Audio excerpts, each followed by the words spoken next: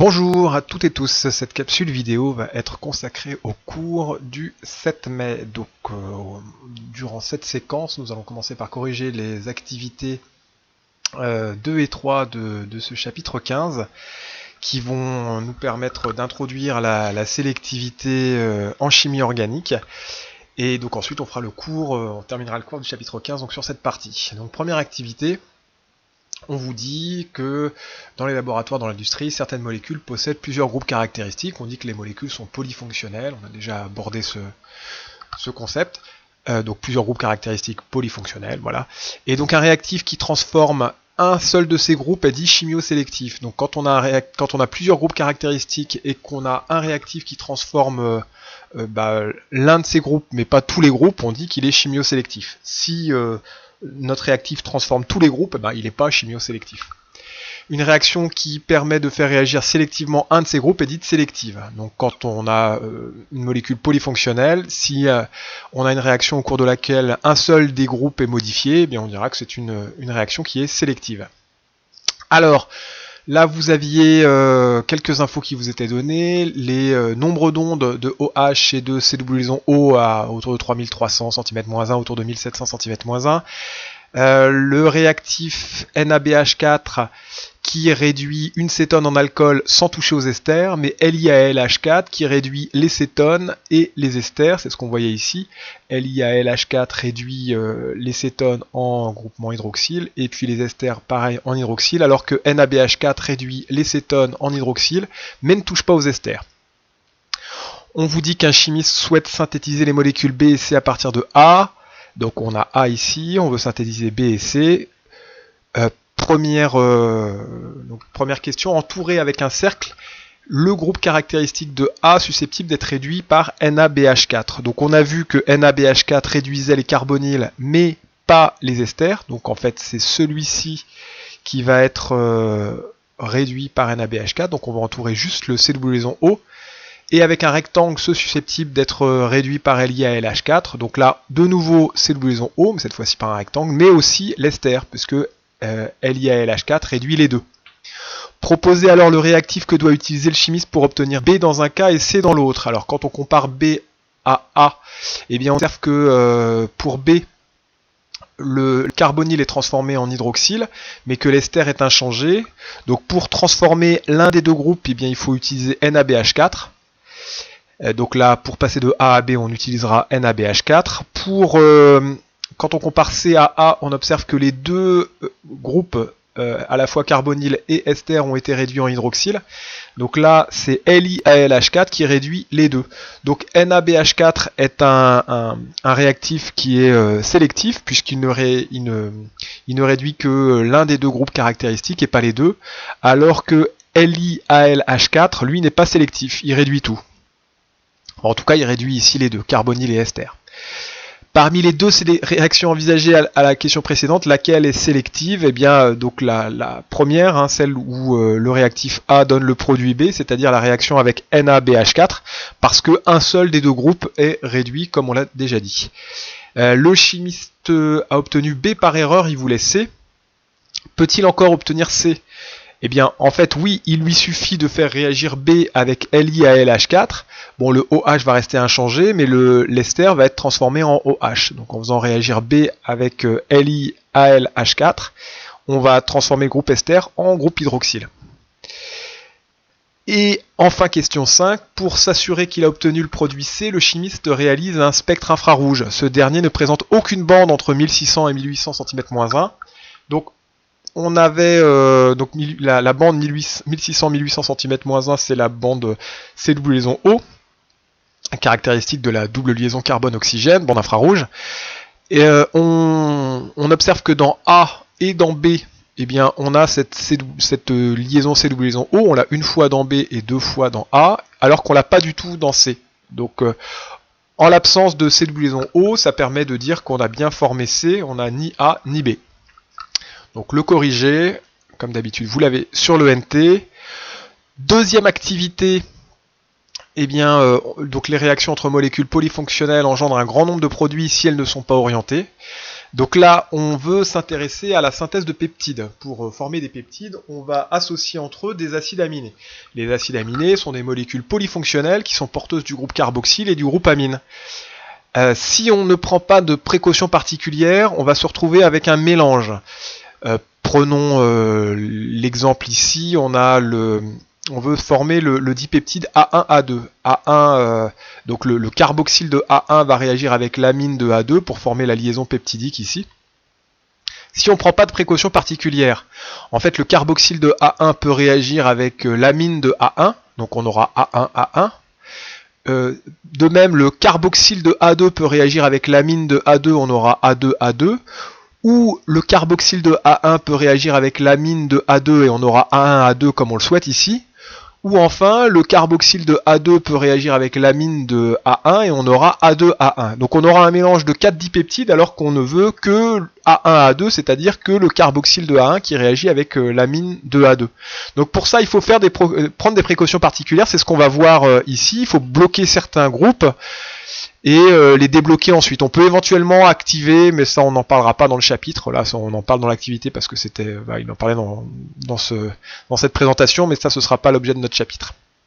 Donc groupe, les acides aminés présentés ici, méthode de protection et déprotection présentée ici, éventuellement activation, ça c'est, je vous le redis, on n'en parle pas.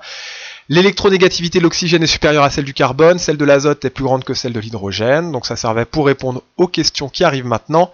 Entourer et nommer les groupes caractéristiques portés par un acide aminé, et pourquoi on parle de molécules polyfonctionnelles. Donc ici on a le groupe carboxyle, caractéristique de la famille des acides carboxyliques, on a le groupe amine, caractéristique de la famille des amines, c'est polyfonctionnel parce qu'on a deux groupes caractéristiques, on a plusieurs groupes caractéristiques. La formation de la liaison peptidique est une réaction entre un site accepteur et un site donneur de doublet d'électrons.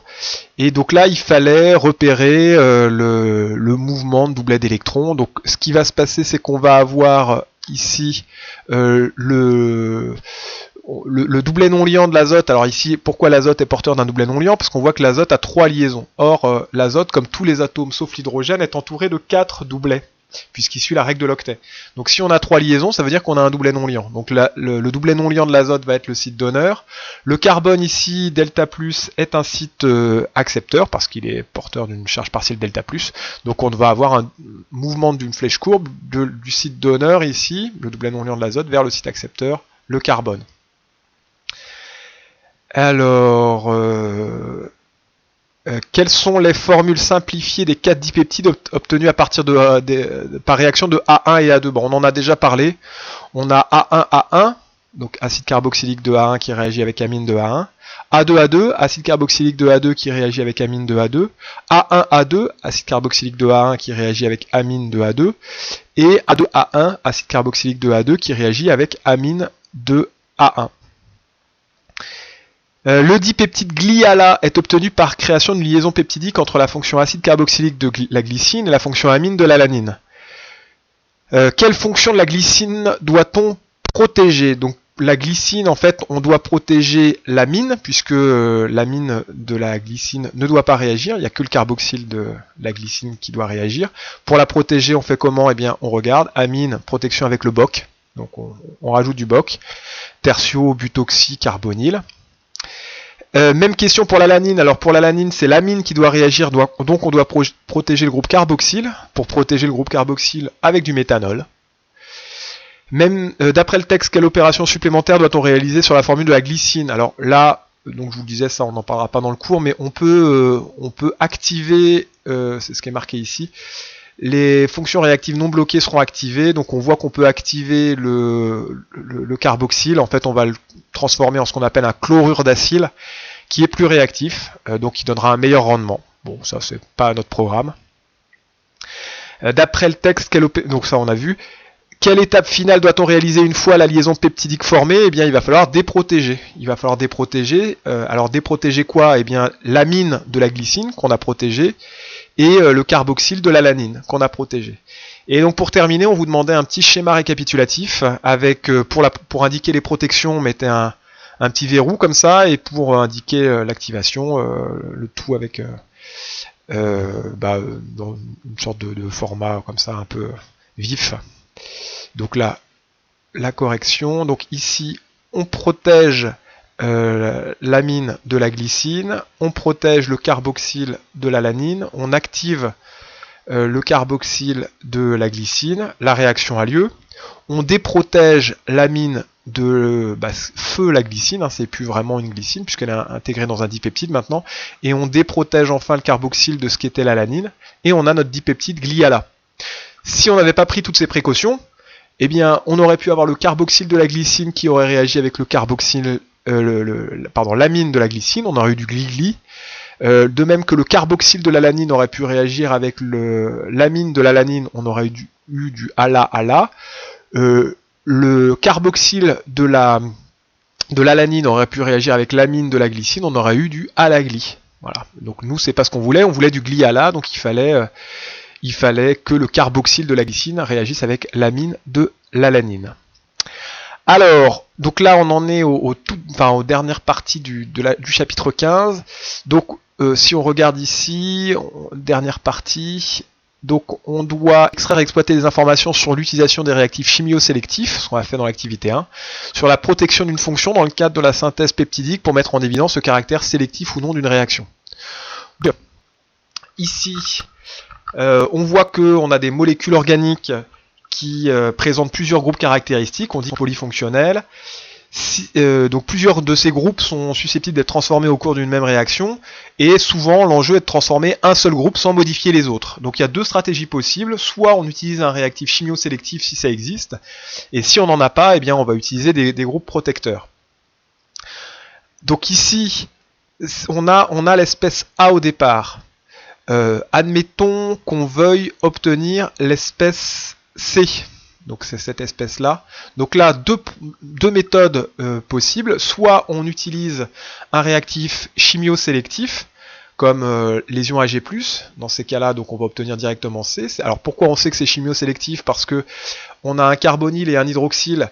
Donc on voit que le carbonyle est transformé en carboxyle, mais que l'hydroxyle n'est pas modifié. Donc un seul des deux groupes a réagi. Donc on a bien Ag+ comme réactif chimio-sélectif. Si on avait utilisé lésion permanganate, on aurait eu B. Et B, c'est carbonyle qui se transforme en carboxyle, comme on le souhaite, mais aussi hydroxyle en carbonyle, ce qu'on ne veut pas. Donc là, les deux groupes sont transformés, c'est pas chimio-sélectif. Si on n'a pas de réactif chimio-sélectif sous la main, eh bien ce qu'on va faire, c'est qu'on va protéger notre groupe qu'on ne veut pas voir réagir, donc le groupe hydroxyle, on le protège ici. On fait la réaction d'oxydation, donc le carbonyle se transforme en carboxyle, et ensuite on déprotège. On enlève ici notre groupement protecteur. Donc ça, c'est la méthode dite de protection de fonction. Donc là, c'est ce qu'on voit ici. On a notre molécule de départ. On veut obtenir cette molécule finale. Donc soit on a un réactif chimio-sélectif et tout va bien. Si on n'a pas un réactif chimio-sélectif, on voit que le groupe hydroxyle est aussi transformé alors qu'on ne voulait pas. Ou alors on utilise une protection des protections, donc on protège notre groupe hydroxyle, on fait réagir, on déprotège notre groupe hydroxyle et on obtient ce qu'on voulait. Et donc application à la protection de la protection à la synthèse peptidique. Donc là on veut le dipeptide ala-iso. Donc si on prend là que le carboxyle de l'alanine réagisse avec l'amine de l'isoleucine. Si on ne prend pas de précautions particulières, on peut avoir de l'ala-ala, de l'iso-iso ou de l'iso-ala. Donc là, ici, en fait, ça reprend ce qu'on a fait ici, c'est-à-dire que nous, on veut protéger l'amine de l'alanine et on veut protéger le carboxyle de l'isoleucine. Et puis ensuite, la réaction se fait et on déprotège. On déprotège l'amine de l'alanine et on déprotège le carboxyle de l'isoleucine pour obtenir notre molécule finale. Alors, un petit récapitulatif de ce qu'on a vu jusqu'à présent.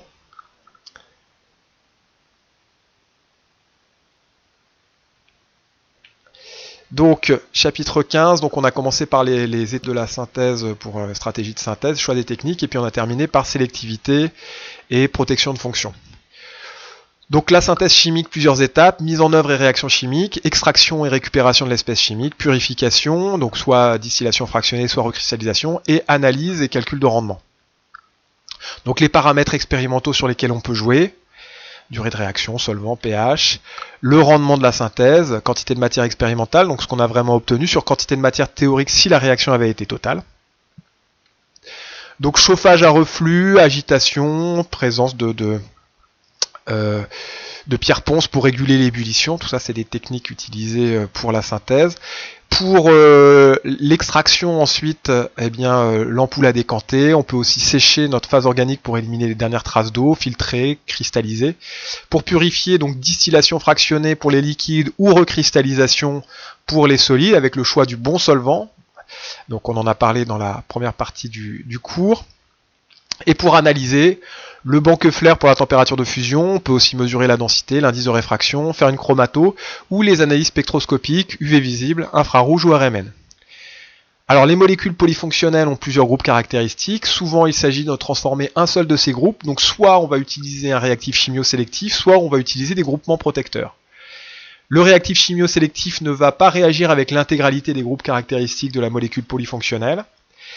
Et alors si on utilise l'autre méthode, donc protection de fonction, il faut créer un nouveau groupe caractéristique qui va bloquer la réactivité d'une fonction et ensuite on déprotège.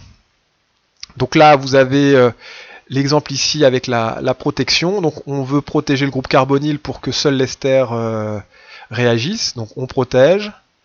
Donc on a ensuite la réaction avec notre réducteur, donc l'ester est transformé en OH et ensuite on déprotège pour récupérer notre carbonyle. Et là la même chose avec la synthèse peptidique. Donc là on veut de la leugli, donc carboxyle de la leucine réagit avec l'amine de la glycine. Donc il faut protéger l'amine de la leucine et protéger le carboxyle de la glycine. Donc on voit ici les verrous qui indiquent que ces groupements sont protégés. La réaction a lieu et ensuite on déprotège. Donc on déprotège l'amine de la leucine et on déprotège le carboxyle de la glycine et donc on a bien de la leugli. Sans ces précautions particulières, on aurait pu obtenir de la leule, c'est-à-dire carboxyle de la leucine qui réagit avec l'amine de la leucine, de la glyle, carboxyle de la glycine qui réagit avec l'amine de la leucine, de la gligli, carboxyle de la glycine qui réagit avec l'amine de la glycine et alors je sais pas si j'ai dit la leule, carboxyle de la leucine pardon, qui réagit avec l'amine de la leucine. Donc on aurait eu un mélange de 4 dipeptides, très difficile à séparer parce que les températures de changement d'état auraient été assez proches. Donc là c'est pour ça que pour avoir un rendement correct on est obligé d'utiliser ces méthodes. Et enfin pour terminer une petite illustration de ceci à partir d'une petite vidéo. Agir sur une bête se trouve l'Institut de chimie des substances naturelles. Chimie et naturelle, cela semble contradictoire, mais à première vue seulement, car les plantes sont de véritables usines chimiques, capables de produire des molécules particulièrement intéressantes. Dans le domaine de la santé, par exemple. Dans mon équipe, on travaille principalement dans le domaine de la cancérologie. On essaye de trouver des molécules inhibitrices des cibles qui sont des stimulateurs de la prolifération cellulaire. On travaille aussi dans le domaine de maladies émergentes, comme les virus du chikungunya ou de la dengue. Et aussi, on a un projet avec d'autres collègues en agrochimie et en cosmétologie. Dans notre métier, la botanique prend une place assez importante, puisqu'on fait en quelque sorte des inventaires de la biodiversité. On va dans les forêts humides, les forêts primaires, dans les mangroves, dans les maquis, etc. Et on procède à un certain nombre de récoltes au cours de prospection systématique de sites écologiques. Et on récolte donc des espèces, évidemment, il faut pouvoir les identifier. Ainsi, des chercheurs se transforment en explorateurs pour aller récolter des herbes et des feuilles des 4 coins de la planète. Un exemple d'une partie de plante, il s'agit des écorces de thon d'une espèce calédonienne. Les écorces ont d'abord été séchées dans un séchoir et ensuite broyées pour donc obtenir cette poudre. C'est cette poudre que l'on va extraire à l'aide de solvants pour réaliser la confection de petits extraits. Il y a des centaines, voire des milliers de molécules au sein de cet extrait. Et c'est là-dessus qu'on va faire, sur une très petite quantité, nos tests biologiques, de façon à tester une activité intéressante avant d'entreprendre l'étude phytochimique. Parce que le travail va consister ensuite à isoler la ou les molécules responsables de l'activité biologique. Et une fois qu'on a obtenu la molécule pure, on va la caractériser au moyen de méthodes spectroscopiques assez lourdes, comme l'ARMN, comme la spectrométrie de masse, de façon à déterminer la structure de la molécule, précisément le nombre d'atomes de carbone, comment ils sont agencés dans l'espace, etc. C'est grâce à la chromatographie que l'on va jusqu'au produit actif, on isole le produit actif qu'on peut ensuite faire déterminer sa structure. C'est vraiment chercher une aiguille dans une meule de foin, sauf qu'on a les outils pour aller chercher l'aiguille.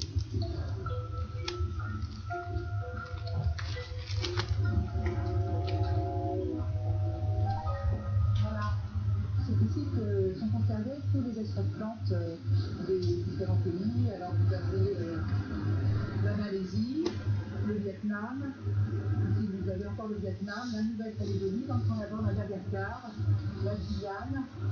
Et actuellement, il y a à peu près, je crois qu'il y a 14 000 extraits différents de plantes.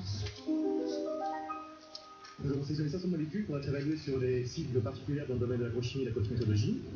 Nous avons retenu quelques molécules et d'autre part, nous avons sélectionné 3600 extraits de plantes provenant de nos collections à nous, c'est-à-dire ici de Madagascar ou de la Nouvelle-Calédonie, de Panama, d'Afrique du Sud, de Grèce. Et aujourd'hui, voilà, donc on attend les premiers résultats de l'activité de ces extraits pour pouvoir isoler les molécules actives dans le domaine de l'agrochimie et de la cosmétologie. En vue évidemment de développer les molécules qui sont commercialisées dans un futur plus ou moins immédiat.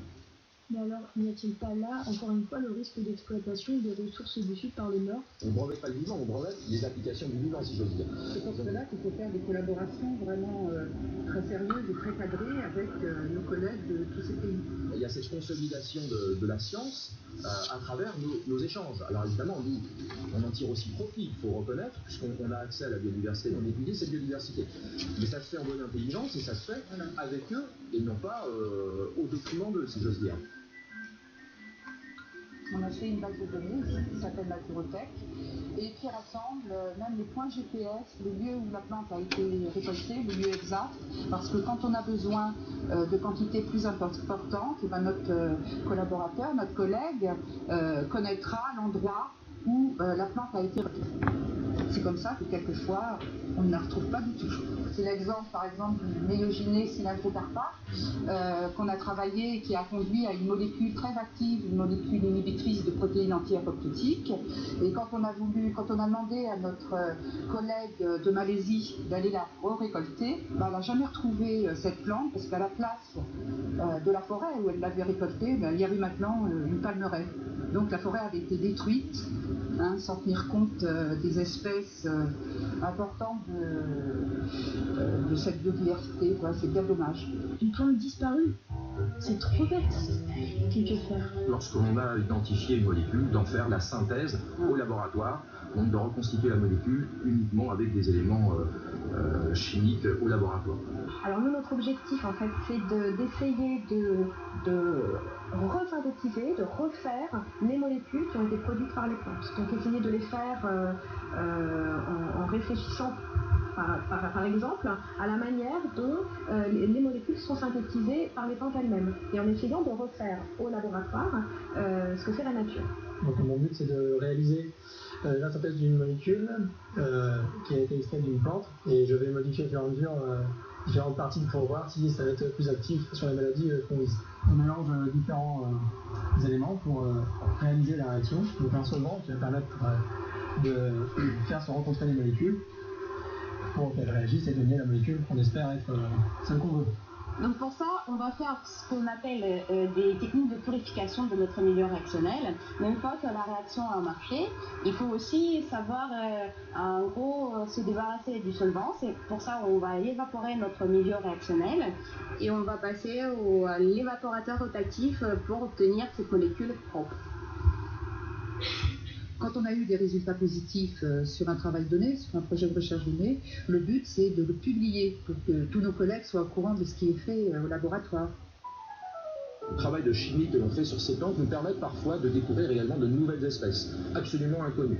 Et ça a été le cas il y a quelques années où en Nouvelle-Calédonie il y a une flore tout à fait originale et intéressante.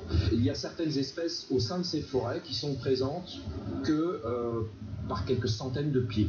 Et on a trouvé dans une de ces plantes des molécules qui pouvaient avoir une activité sur le virus du chikungunya. Vous savez, cette infection qui a sévi dans l'île de la Réunion. Pour l'instant, il n'y a pas de traitement. On est sur ces problématiques antivirales, anti-infectieuses. Et dans cette plante, on a trouvé une molécule. Alors, on en est au stade tout à fait préliminaire. Il ne faut pas non plus...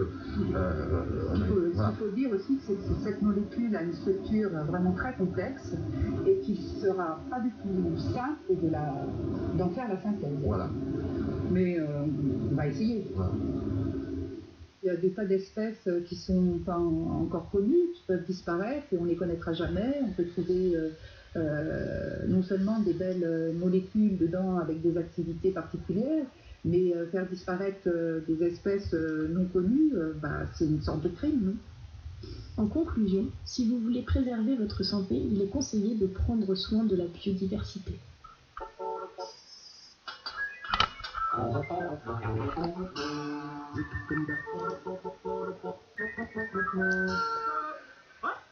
Bon alors, c'est terminé pour aujourd'hui, et bon courage et bon travail. Au revoir.